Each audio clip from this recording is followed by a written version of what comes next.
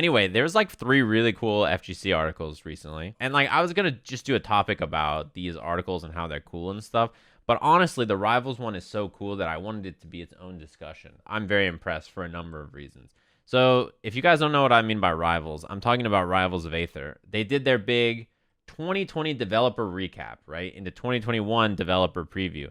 And this thing is beefy. It's just like, what have we been doing this year? What's going on with everything? We had our direct, we launched our like definitive edition, right? Which is really cool with all our characters and stuff. Boom, we launched definitive edition. It came out. We added a bunch of stuff to it, which was really awesome. We had this feature, this tetherball. I'll tell you what. You guys ain't seen me in tetherball. If there's ever an FGC major that also takes place next to an abandoned tetherball court, you just let me know. They announced that, like, look at all the stuff we added. It came out on Switch. They're really happy with that. All this kind of stuff. It's like this huge collection. Like, this is so cool. Here's everything that's coming out. Here's everything we worked on. Here's everything that went into this. This thing is tight. But nestled in here is this boulder, right? Which is, we've hired a new programmer who is starting this month with Yellow Afterlife to pick back up the boulder of rollback netcode. They'll be working together on optimizing our game state to see if we can get it to save and load within the time limit we need for rollback to function, which is really cool. This isn't their first time being like, oh, it would be great. We should add rollback. Like, this is something they thought about in the beginning. This is something they thought about again. I think for the definitive edition, if I remember correctly, they were looking into it and then trying again. They're like, okay, let's see if this is even possible. They didn't even say, hey, we're adding rollback, it's happening 100%. They're just like, hey, look, we're going to look into it another time, because they know how important it is, but they just couldn't make it happen at first. Wasn't Dan Fornes also on the KI team? Written by Dan Fornes, game director and designer, creator of Rivals of Aether, worked on Killer Instinct and other games at Microsoft Studios. But the reason I wanted to bring this up and talk about, them being open about everything is because I was thinking about it recently.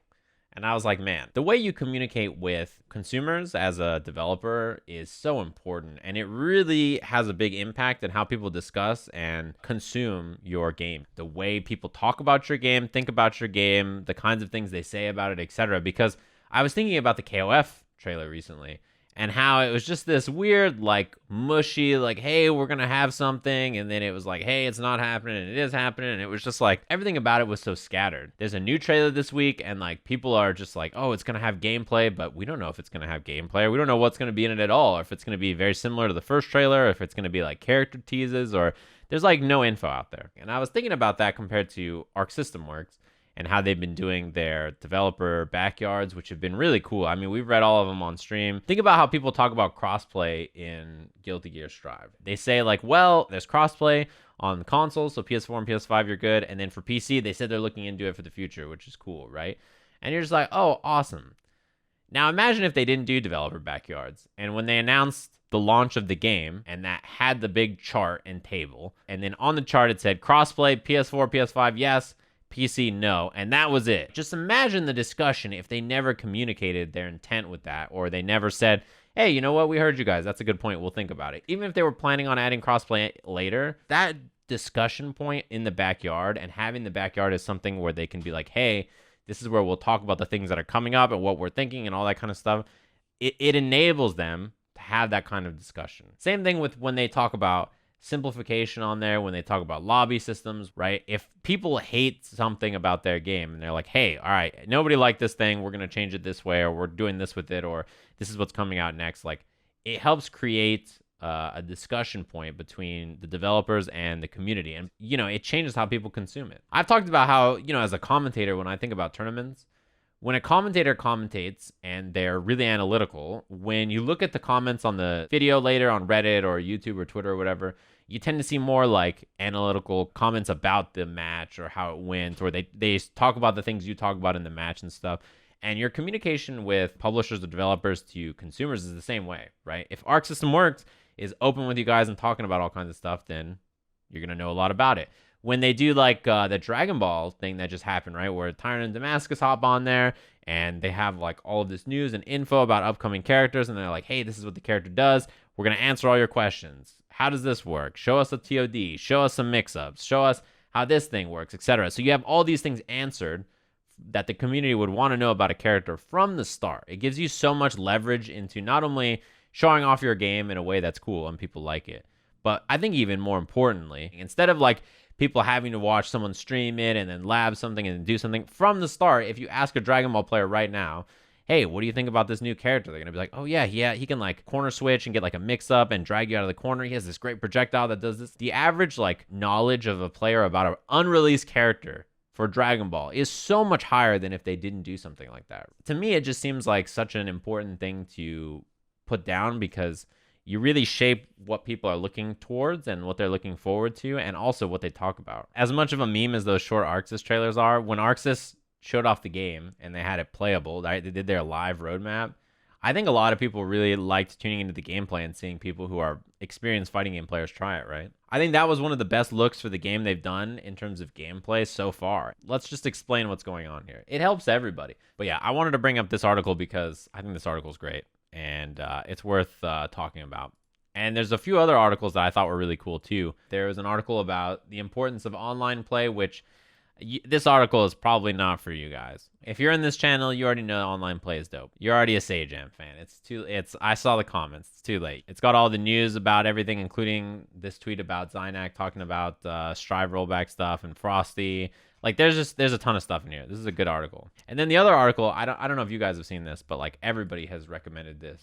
And I looked through this article. I've read probably like 80% of it. Is this history of CVS, right? Capcom versus SNK. This is a cool article too. It doesn't focus too much on the direct like pains of creating the game. You know, there's an intro here where they talk about creating CVS and like why CVS came out in the first place and like what led towards it and like how the companies work together to create it. There's so much here. So there's like the producers and everything.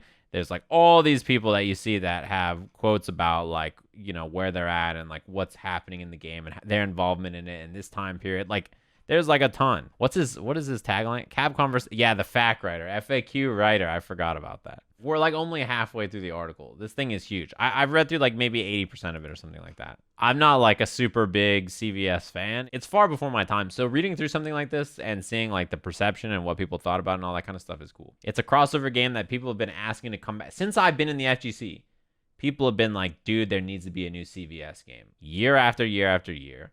And if you're not somebody who's playing when CVS was super popular, you're like, why are people so obsessed with this? It's just really interesting to see what went into these games, why they happened, how they happened, the perception about them. You know what's funny is like in this article, there's like a quote from Itsuno where he's like, yeah, I would love to do a new CVS, blah, blah. And like, I'll be honest.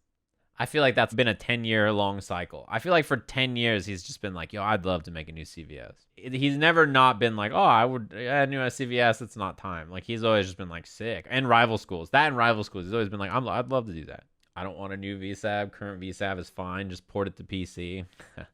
Yeah, Esteban's an old man. I know why he doesn't want a new VSAB. It's because he thinks it's going to be bad. He's like, it's going to be shitty, and I'm not going to like it. I'm old, and I'm going to be like, boo, new thing bad. But what if he's right? Like it comes out and it's bad, you just keep playing the old one. I don't know. What if there's a game, right, that had like all the characters from a franchise together? I don't know. Let's just pick a random company. Nintendo. They made like a platform brawler where there's characters together from all kinds of different franchises. And then like they had one that was really good. We'll call it Rumble. And then after Rumble, they come out with Scrap. You know, and then after Scrap, they come out with Ultimax. And then those games, we don't like any of those games. Can we just go back and play Rumble? Yeah, of course. The exception here is if you play a Nintendo game and you try to go play an old game, Nintendo will murder you and your family if you try to play it in 2021. That's, you know, that's just them. With these other games like Marvel, you can just go play it. Rumble rollback is a crime. That's what I've been saying.